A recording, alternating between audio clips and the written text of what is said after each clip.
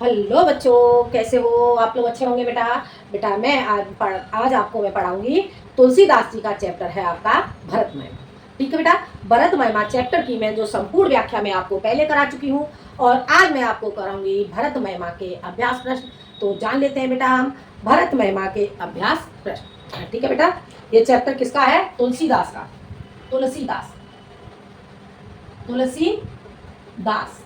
ठीक है। तुलसीदास जी का चैप्टर है आपका भरत महिमा। भरत महिमा, भरत महिमा। ठीक है बेटा। भरत महिमा के हम जानेंगे अभ्यास प्रश्न। अभ्यास प्रश्न। ठीक है बेटा। तो जानते हैं हम इसके भरत महिमा के अभ्यास प्रश्न। जानते हैं बेटा हम क्या कहते हैं तुलसीदास जी। देखते हैं। पहला है आपका क्वेश्चन हो जाता है दिए गए पद्यांशों पर आधारित प्रश्नों के उत्तर दीजिए। ठीक है। तो आपको पहले पद्यांश को पढ़ना होगा और उसके बाद हम उसके प्रश्नों के उत्तर देंगे। तो पद्यांश आपका हो जाता है तिमिर, तिमुर से लेके रघु राउ। ठीक है। तिमिर का खंड है आपका तिमेरो, तिमुर से लेकर के रघु राउ। आगे समझ में? रघु राउ। ये आपका ये इतना आपका पद्यांश हो जाता है। अब हम पहले पद्यांश को पढ़ लेते हैं। क्या कहते हैं? तिमिर तरन तरन मक गेलई, गगन गगन मगन मुख में गहे मिलई।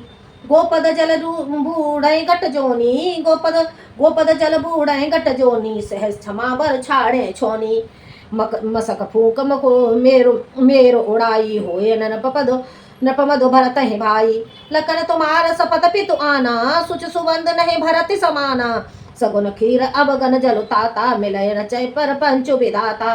भरत हंस रवि बंस तड़ागा, जन्म कीन गुण दोष विभागा। गहे गुण पयत जे अब गुण बारी, निज जस जगत कीने उजियारी। कहत भरत गुणशील सुभाऊ, प्रेम पयोज मगन रघुराऊ। ये बेटा आपका जो चौपाई है चौपाई हो जाती है। और आज के अब हम जानेंगे इसके अभ्यास प्रश्न। पहला क्वेश्चन इसका आपका हो जाता है उपर्युक्त पद्यांश का संदर्भ लिखिए। क्या हो जाता है? उपर्युक्त पद्यांश का संदर्भ लिखिए। इसमें पहला क्वेश्चन हो जाता है संदर्भ। इसका हम संदर्भ कैसे जानेंगे? जान लेते हैं। प्रस्तुत पद्यांश, प्रस्तुत पद्यांश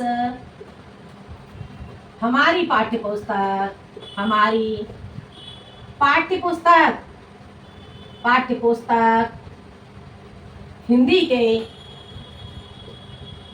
के काव्य खंड के, काव्य खंड के, काव्य खंड के तुलसीदास कृत, तुलसीदास कृत, तुलसीदास कृत। ठीक है बेटा। या तो इसे अंडरलाइन करेंगे या डबल कोमा में बंद करेंगे। ठीक है। तुलसीदास कृत भरत महिमा, भरत महिमा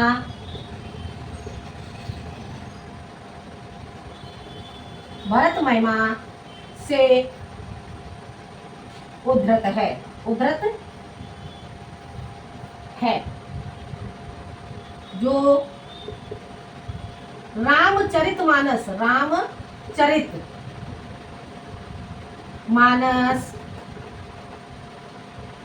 रामचरितमानस से संग्रहित है, संग्रहित है।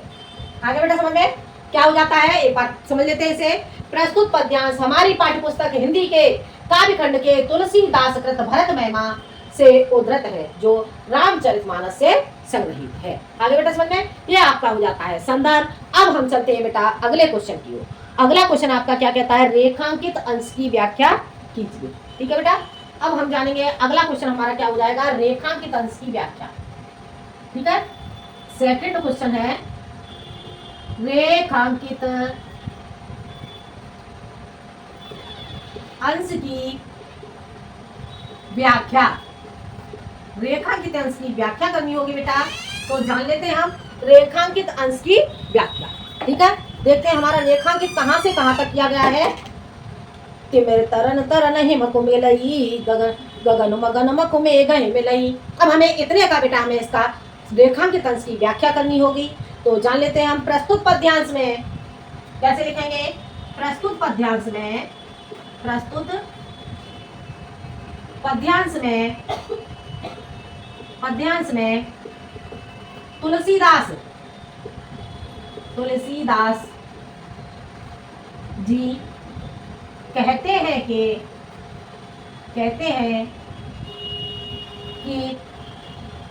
श्री राम अपने भाई लक्ष्मण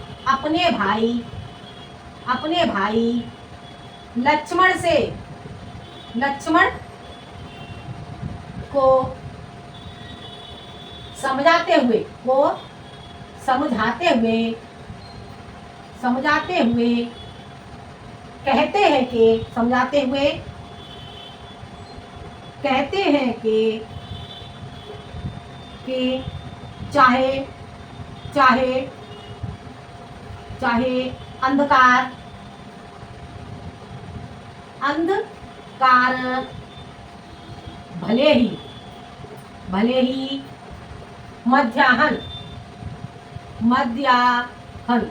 मध्याह्न कहते हैं बेटा दोपहर के लिए, ठीक है। तो क्या कहते हैं कि चाहे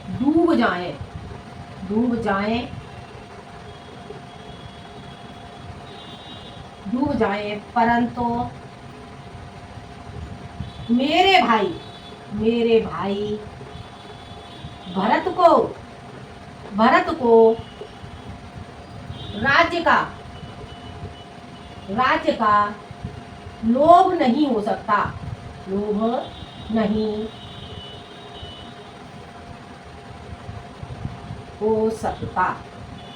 आगे समझ में। प्रस्तुत पद्यांश में तुलसीदास जी कहते हैं कि श्री राम अपने भाई लक्ष्मण को समझाते हुए कहते हैं कि चाहे अंधकार भले ही मध्याह्न को सूर्य को निकल जाए या आकाश चाहे बादलों में समा जाए, चाहे गाय के खुर के गड्ढे में अगस्त ऋषि डूब जाए, परंतु मेरे भाई भरत को राज्य का लोभ नहीं हो सकता। और भी इसमें आगे है बेटा, अगर आप करना चाहो तो चाहे मशक फूंक मेघ उड़ाई और चाहे मच्छर की फूंक से पर्वत उड़ जाए, परंतु मेरे भाई भरत को राज्य का लोभ नहीं हो सकता। आगे बेटा समझ में, ये आपका हो जाता है रेखांकित अंश की व्याख्या, ठीक है। अब हम जानते हैं बेटा अगला क्वेश्चन। अब हम अगला क्वेश्चन जानेंगे बेटा, तो जान लेते हैं हम अगला क्वेश्चन। देखते हैं अगला क्वेश्चन।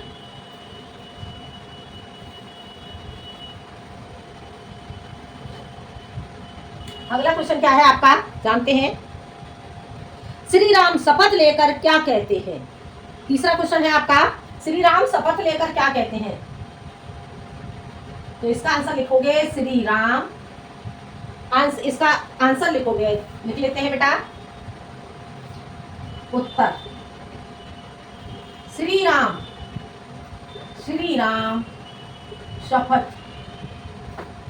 लेकर कहते हैं कि शपथ लेकर कहते हैं कि भरत के समान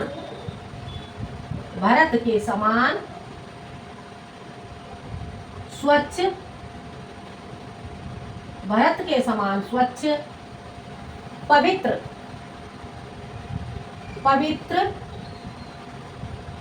हृदय, हृदय वाला,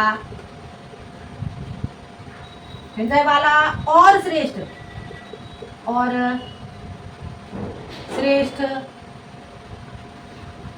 श्रेष्ठ भाई, भाई और श्रेष्ठ भाई इस संसार में, इस संसार में, इस संसार में नहीं होगा, नहीं होगा, होगा। आगे बेटा समझ में। श्री राम शपथ लेकर कहते हैं कि भरत के समान स्वच्छ पवित्र हृदय वाला और श्रेष्ठ भाई इस संसार में नहीं होगा। आगे समझ में। अगला क्वेश्चन देखते हैं बेटा, हम चलते हैं अगले क्वेश्चन की ओर। भरत हंस रवे वंश तड़ागा पंक्ति में कौन सा अलंकार है? तो भरत हंस रवे वंश तड़ागा, अगला क्वेश्चन हो जाता है उत्तर भरत हंस रवि, रवि भरत हंस रवि वंश तड़ागा, रवि वंश तड़ागा। पंक्ति में कौन सा अलंकार? तड़ागा पंक्ति में, पंक्ति में अनुप्रास अलंकार है, अलंकार है। आगे बेटा समझ में। भरत हंस रवि वंश तड़ागा पंक्ति में अनुप्रास अलंकार है, इसका आंसर आपको मिल जाता है। अब हम चलते हैं अगले क्वेश्चन की ओर। अगला क्वेश्चन क्या है? उपर्युक्त पद्यांश का काव्य सौंदर्य लिखिए। तो लिखोगे, अगला क्वेश्चन हो जाता है आपका काव्य सौंदर्य, काव्य सौंदर्य, काव्य सौंदर्य। काव्य सौंदर्य क्या हो जाएगा बेटा? तो हम जान लेते हैं इसका काव्य सौंदर्य। काव्य सौंदर्य बेटा इसका हो जाएगा भाषा, भाषा, भाषा हो जाएगी बेटा आपकी इसमें अवधि, अवधि, ठीक है बेटा, अवधि भाषा हो जाएगी। छंद चौपाई, छंद चौपाई, चौपाई, ठीक है बेटा, छंद हो जाएगा आपका चौपाई। अलंकार, अलंकार बेटा आपका हो जाएगा इसमें, अलंकार हो जाएगा आपका रूपक और हो जाएगा आपका अनुप्रास, अनुप्रास, ठीक है। गुण हो जाएगा आपका इसमें प्रसाद और रस, रस हो जाएगा इसमें आपका शांत, ठीक है बेटा। क्या हो जाएगा? काव्य सौंदर्य, काव्य सौंदर्य इसका आपका हो जाएगा भाषा, अवधि, छंद चौपाई, अलंकार, रूपक और अनुप्रास, गुण, प्रसाद और रस शांत हो जाता है। हो गया क्लियर बेटा? समझ आ गया? तो ये आपका काखंड कंप्लीट हो जाता है। अब हम चलते हैं अगले खाखंड की ओर, ठीक है। अब हम अगला खाखंड जानेंगे, देख लेते हैं हम बेटा खाखंड।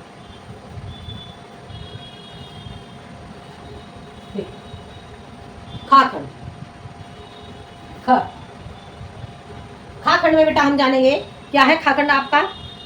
मातु मते, माते मते से लेकर के विदेहु, मातु, मातु मते से लेकर के आपका हो जाएगा विदेहु, ठीक है बेटा। ये आपका हो जाता है खाखंड।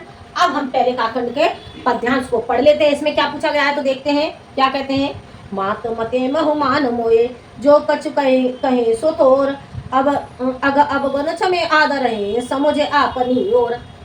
और क्या कहते हैं, जो परे रहे मलिन मनो जानी जो सनमान है सेवक मानी, मे मोरे शरण राम की राम की पनही, राम सुस्वामे दोष सब जनही, जग जस भाजन चातक मीना, नेम पेम निज निपुनो नवीना, असमन गुणत चले मग जाता, सकुच स्नेह शिथिल सब गाता, फेरते मनहु मातु कृत खोरी, चलत भगत बल धीरज धोरी, सब समुझत रघुनाथ सुबाहु, तब पथ परत उतावल पाऊ, भरत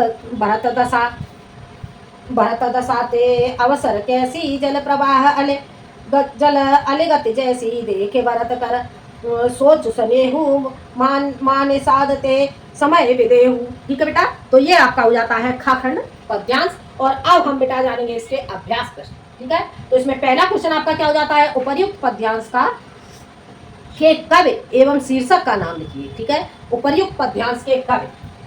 ठीक है, इसमें आपका हो जाता है पहला क्वेश्चन उत्तर,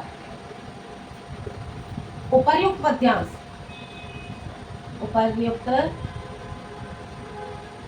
पद्यांश के कवि का नाम, कवि का नाम। ठीक है बेटा, तो ये लिखोगे आप तुलसीदास, तुलसीदास। ठीक है बेटा, अगला क्या है, उपर्युक्त पद्यांश के पाठ का नाम, पाठ का नाम। तो यहां पर आपका हो जाएगा, पाठ का नाम हो जाएगा आपका भरत महिमा। आगे समझ में, उपर्युक्त पद्यांश के पाठ का नाम, तो उपर्युक्त पद्यांश के पाठ का नाम लिखोगे आप भरत महिमा। हो गया क्लियर बेटा, समझ आ गया, ये क्वेश्चन आपको समझ आ गया होगा। अब हम चलते हैं अगले क्वेश्चन की ओर। अगला क्वेश्चन क्या है, रेखांकित अंश की व्याख्या कीजिए। ठीक है, अगला क्वेश्चन आपका हो जाता है रेखांकित अंश की व्याख्या, अंश की व्याख्या।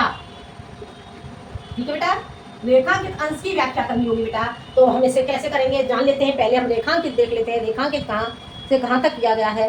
अग अवगण क्षमय आदरय समुझ आपनी हो।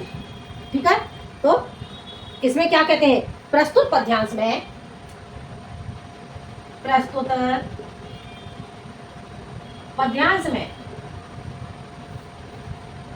प्रस्तुत पद्यांश में तुलसीदास, तुलसीदास जी कहते हैं कि, कहते हैं कि भरत कहते हैं कि भरत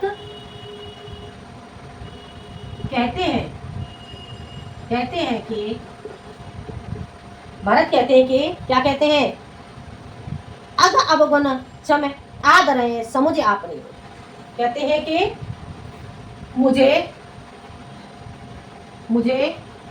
पूर्ण विश्वास है, मुझे पूर्ण विश्वास है, विश्वास है कि मेरे प्रभु श्री राम के, मेरे प्रभु श्री राम, श्री राम मुझे अपने पक्ष में, अपने पक्ष में मानकर, पक्ष में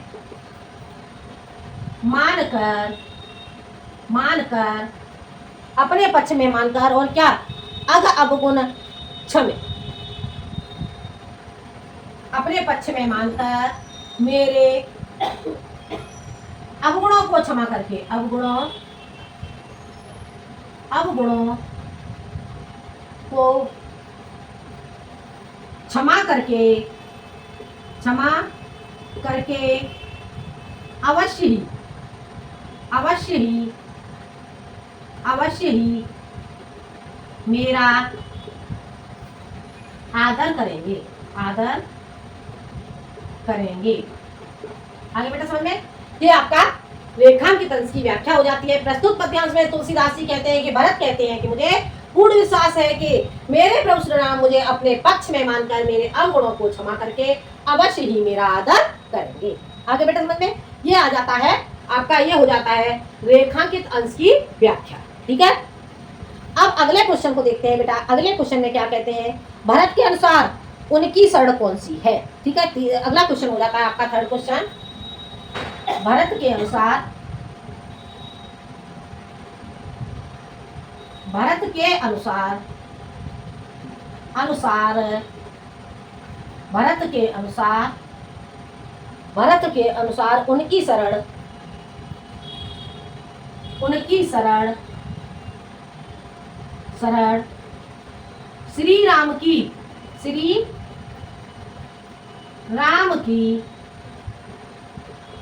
खड़ाऊ ही है, खड़ाऊ, खड़ाऊ। ठीक है, खड़ाऊ ही है। आगे समझ में क्या हो जाता है, भरत के अनुसार उनकी शरण श्री राम की खड़ाऊ ही है। ठीक है बेटा, ये क्वेश्चन आपको समझ आ गया होगा। अब चलते हैं हम अगले क्वेश्चन की ओर। ठीक है, अब हम अगला क्वेश्चन जानेंगे बेटा। तो देख लेते हैं बेटा हम अगला क्वेश्चन, अगला प्रश्न जानेंगे बेटा हम।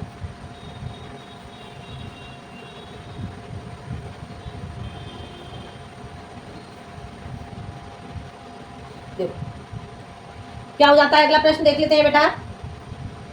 रामचंद्र से मिलने के लिए जाते समय भरत जी मन में क्या विचार कर रहे हैं? तो रामचंद्र से उत्तर क्या हो जाएगा आपका? रामचंद्र से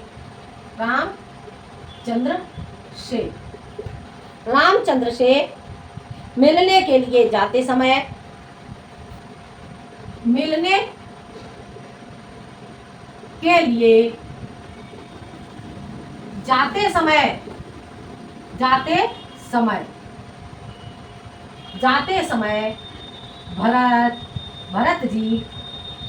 भरत जी मन में विचार कर रहे हैं। भरत जी मन में विचार कर रहे हैं, विचार कर रहे हैं कि श्री राम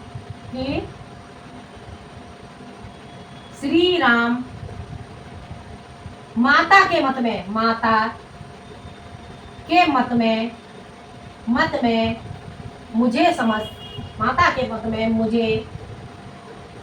मुझे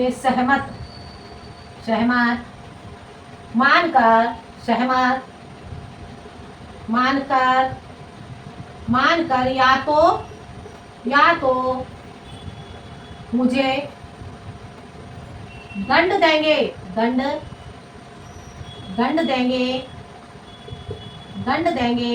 या अपना सेवक मानकर मेरा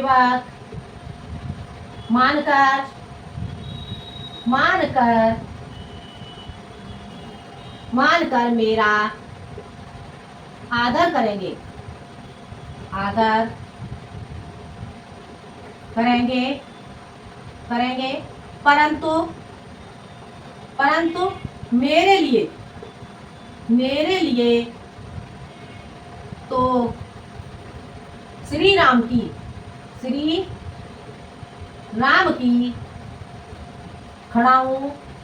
श्री राम की खड़ाऊं ही शरण है। आगे समझ में क्या कहते हैं? रामचंद्र से मिलने के लिए जाते समय भरत जी मन में विचार कर रहे हैं कि श्री राम माता के मत में मुझे सहमत मानकर या तो मुझे दंड देंगे या अपना सेवक मानकर मेरा आदर करेंगे, परंतु मेरे लिए तो श्री राम की खड़ाऊं ही शरण है। इस प्रकार से भरत जी अपने मन में विचार करते हुए चले जा रहे हैं। आगे बेटा समझ में अगला क्वेश्चन हो जाता है हमारा, उपर्युक्त पद्यांश में प्रयुक्त अलंकार, रस एवं छंद का नाम लिखिए। ठीक है, तो उपर्युक्त पद्यांश में प्रयुक्त अलंकार, ठीक है, तो उपर्युक्त पद्यांश में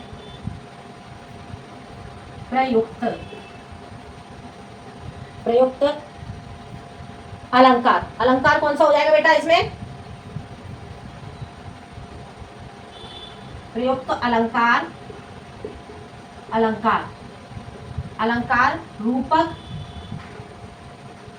रूपक तथा अनुप्रास है, अनुप्रास और रस एवं छंद का नाम। अनुप्रास, रस शांत तथा छंद चौपाई है। आगे बेटा समझ में, उपर्युक्त पद्यांश में प्रयुक्त अलंकार रूपक तथा अनुप्रास, रस शांत और छंद चौपाई है। आगे बेटा समझ में, ये क्वेश्चन बेटा आपको समझ में आ गया होगा। अब हम चलते हैं अगले खंड की ओर। ठीक है, ये का खंड आपको समझ आ गया होगा बेटा। अब हम जानेंगे गा खंड। ठीक है, गा खंड देख लेते हैं बेटा हम। गा खंड,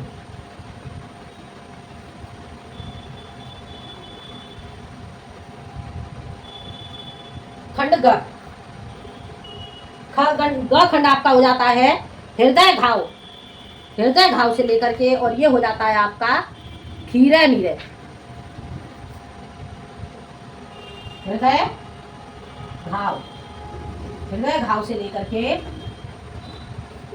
ये हो जाएगा आपका खीरे नीरे।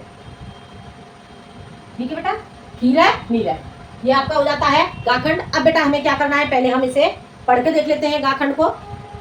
अब यहाँ पे क्या कहते हैं, हृदय घाव मेरे पीर रघुवीर है। अब यहाँ पे क्या है बेटा, जो हनुमान जी हैं, हनुमान जी सजीवन बूटी लेकर के आते हैं और लक्ष्मण को सजीवन बूटी दी जाती है। उसके बाद जैसे ही लक्ष्मण को होश आता है तो वहां पर जो पास में लोग उपस्थित थे जामंत आदि, वो जाकर के लक्ष्मण से उनका हाल पूछते हैं। तो लक्ष्मण उनसे क्या कहते हैं तो जान लेते हैं। क्या कहते हैं, हृदय घाव मेरे पीर रघुवीर है, पाए सजीवन जाग कहते हो, प्रेम पर बिलक बिसराए शरीर है।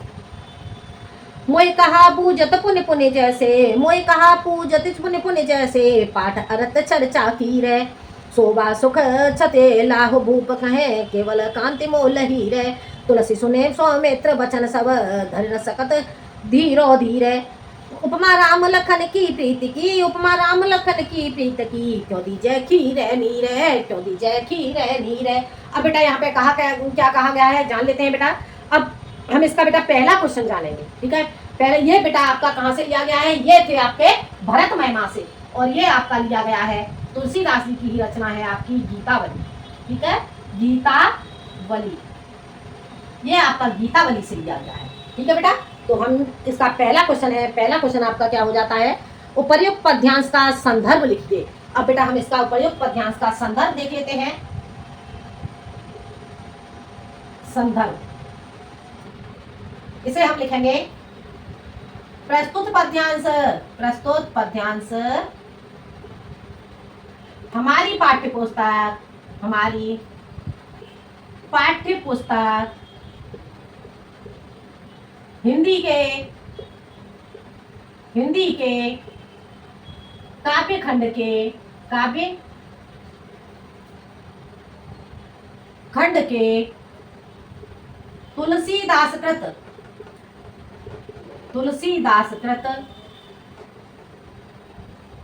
तुलसीदास कृत, ठीक है,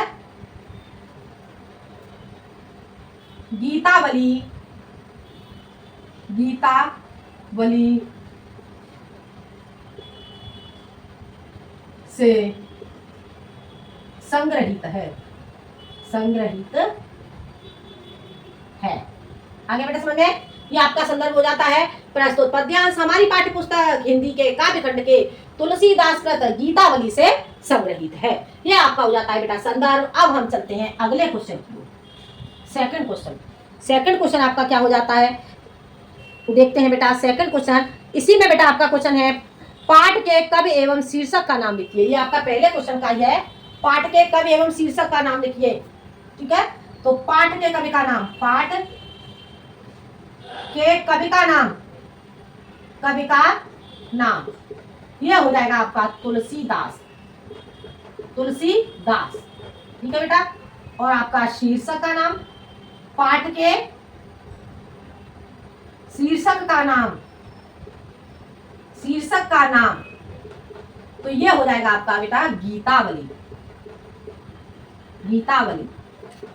ठीक है बेटा, यह क्वेश्चन आपका हो जाता है। अब अगला क्वेश्चन हो जाता है आपका बेटा, सेकंड क्वेश्चन है, इसमें रेखांकित अंश की व्याख्या कीजिए। ठीक है, क्या क्वेश्चन हो जाएगा सेकंड, रेखांकित अंश की व्याख्या। रेखांकित अंश की व्याख्या, रेखांकित अंश की व्याख्या। ठीक है बेटा, अब हमें रेखांकित अंश की व्याख्या करनी होगी तो इसके लिए हमें जानना होगा कि हमारा रेखांकित कहां से कहां तक किया गया है। तो हमारा रेखांकित किया गया है उपमा राम लखन की प्रीति की, क्यों दी जाए खीरे नीरे। ठीक है बेटा, तो इसे हम कैसे करेंगे जान लेते हैं। देखते हैं प्रस्तुत पद्यांश में, प्रस्तुत पद्यांश में, प्रस्तुत पद्यांश में तुलसीदास जी कहते हैं कि तुलसीदास जी कहते हैं कि राम और लक्ष्मण के लिए, राम और लक्ष्मण के प्रेम के लिए दूध और पानी की उपमा, पानी की उपमा देना उचित नहीं है, उचित नहीं है, क्योंकि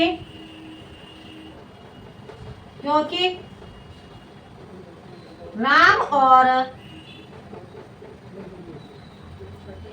लक्ष्मण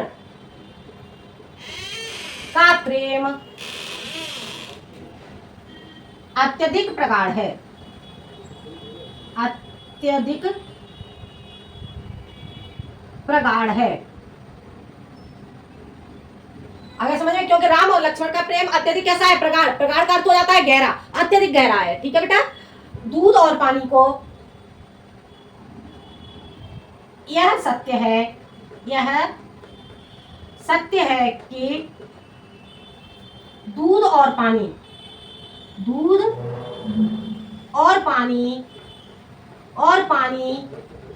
मिलकर एक समान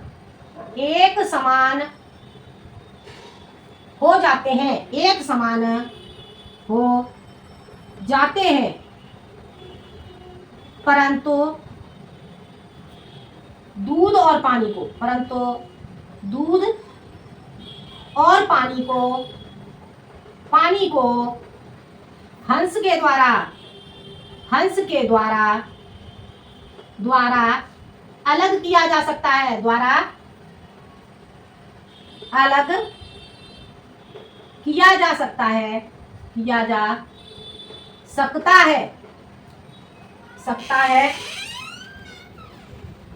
परंतु राम और लक्ष्मण के प्रेम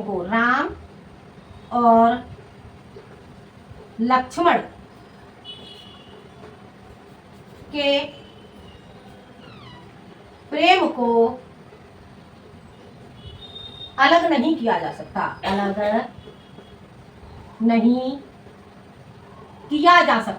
किया जा सकता है। आगे समझ बेटा। प्रस्तुत पद्यांश में तुलसीदास जी कहते हैं कि राम और लक्ष्मण के, ऐसे लिखेंगे बेटा, ऐसे राम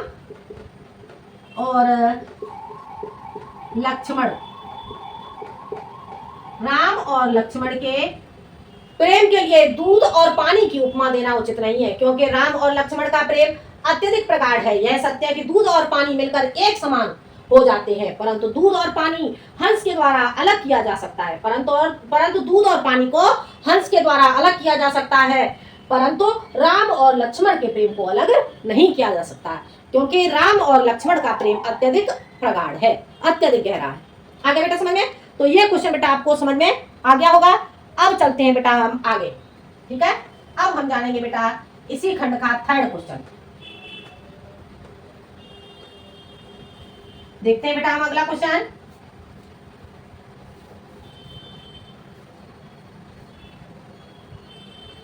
अगला क्वेश्चन आपका बेटा क्या हो जाता है? देखो, प्रस्तुत पद्यांश का काव्य सौंदर्य लिखिए। तीसरा क्वेश्चन क्या हो जाएगा? प्रस्तुत पद्यांश का काव्य सौंदर्य। आपको क्या लिखना है? काव्य सौंदर्य। ठीक है बेटा। काव्य सौंदर्य आप क्या लिखोगे बेटा इसमें? भाषा, भाषा आपकी हो जाती है बेटा ब्रज, ठीक है, भाषा ब्रज हो जाती है आपकी। और रस हो जाता है बेटा आपका, इसमें रस हो जाएगा शांत, रस शांत। छंद, छंद हो जाएगा बेटा आपका इसमें गेय पद, गेय पद, ठीक है। और अलंकार, अलंकार, अलंकार बेटा इसमें आपका हो जाता है अनुप्रास, अनुप्रास, रूपक, और आपका हो जाएगा उपमा, उपमा, ठीक है। और हो जाएगा आपका व्यतिरेक, व्यतिरेक, ठीक है बेटा। ये आपका अलंकार हो जाता है। और गुण, गुण हो जाएगा आपका प्रसाद। आगे समझ बेटा। भाषा आपकी ब्रज हो जाती है, रस शांत हो जाता है, छंद गेय पद, अलंकार, अनुप्रास, रूपक, उपमा और व्यतिरेक, और गुण हो जाएगा आपका प्रसाद। ये आपका हो जाता है काव्य का सौंदर्य। अब हम चलते हैं अगले क्वेश्चन की, ठीक है बेटा। अगला क्वेश्चन जानेंगे बेटा हम इसका, तो जान लेते हैं अगला क्वेश्चन।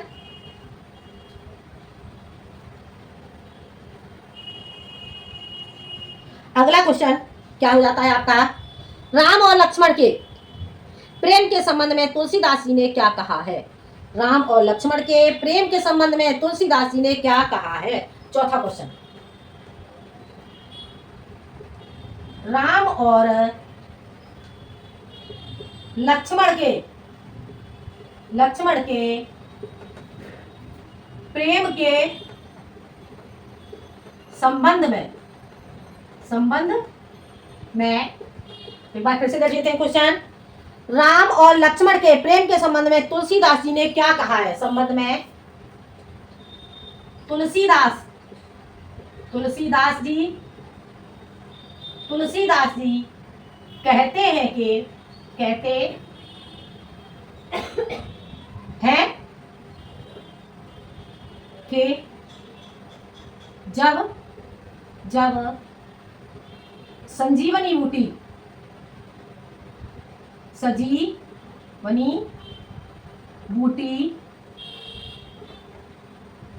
के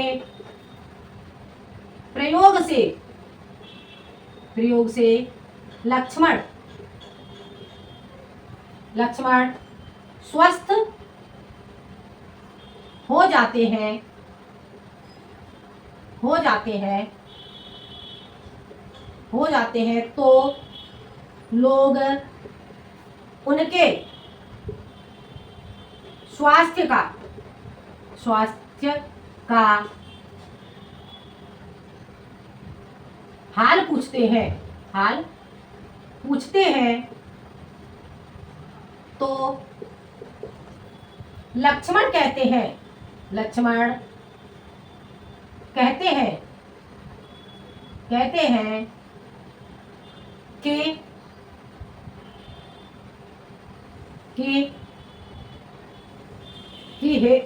हृदय में, हृदय में घाव तो मेरे है, घाव तो मेरे है, परंतु, परंतु इसकी पीड़ा, पीड़ा, इसकी पीड़ा श्री राम को हो रही है, हो रही है। लक्ष्मण, लक्ष्मण राम के प्रेम से, राम के प्रेम से पुलकित हैं, पुलकित, पुलकित है। उन्हें शारीरिक पीड़ा, शारीरिक कष्ट का, ऐसे लिखो, कष्ट का अनुभव नहीं है, अनुभव नहीं है, नहीं है, नहीं है। लक्ष्मण कहते हैं, कहते हैं कि जैसे जैसे तोते से कोई पाठ के पाठ के अर्थ की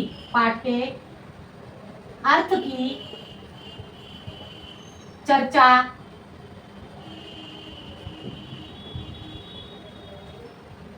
करे वैसे ही आप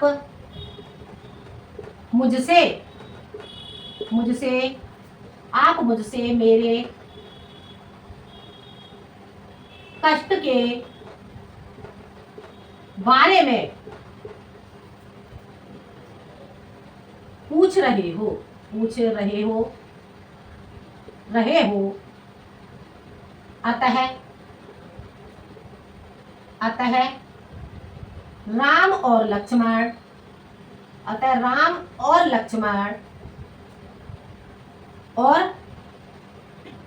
लक्ष्मण का प्रेम प्रगाढ़ है।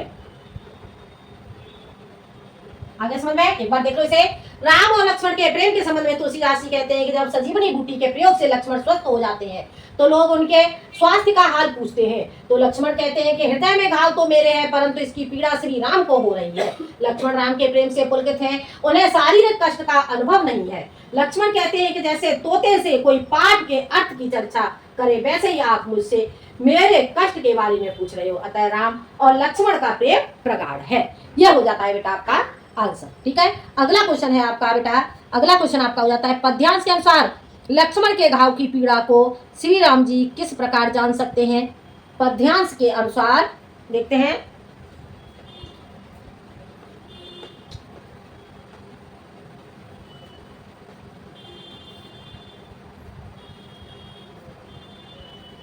क्या हो जाता है क्वेश्चन आपका। पद्यांश के अनुसार लक्ष्मण के घाव की पीड़ा को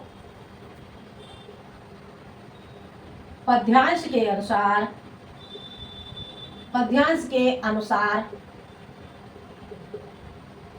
लक्ष्मण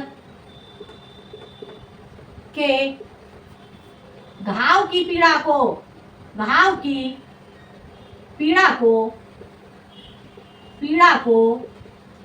क्या हो जाता है, पीड़ा को श्री राम जी किस प्रकार जान सकते हैं। पीड़ा को श्री राम जी भ्रातृ प्रेम भाव के कारण, श्री राम जी भ्रातृ प्रेम भाव के कारण जान सकते हैं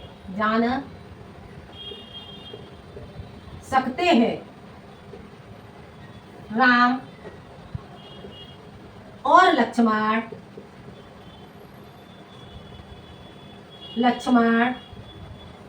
दोनों, राम और लक्ष्मण दोनों दो शरीर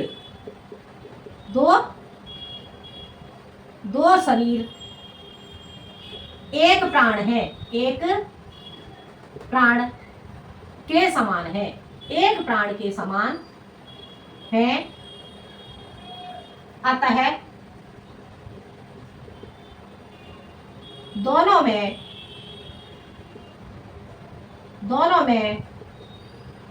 प्रगाढ़ प्रेम है